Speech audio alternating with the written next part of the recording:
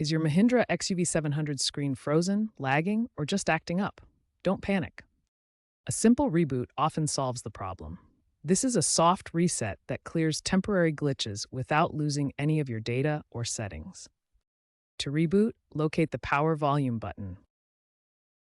Press and hold it for 10 to 15 seconds until the screen goes dark and the system restarts. This usually takes under 30 seconds on newer models. Use this method for minor issues like app freezes, Bluetooth connection drops, or slow response times. Rebooting is safe and won't affect your warranty. If the problem persists, move on to a factory reset.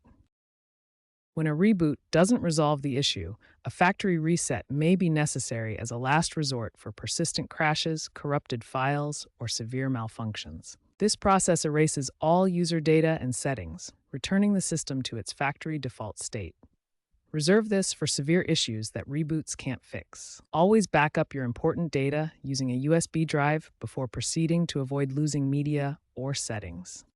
Navigate through the menu, Settings, then System, Advanced, Reset Options, and choose Erase All Data for a factory reset.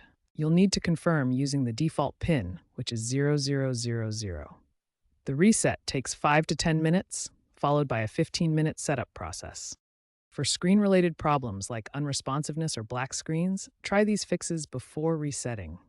First, inspect the fuse box located under the dashboard to ensure there are no power supply issues affecting the screen.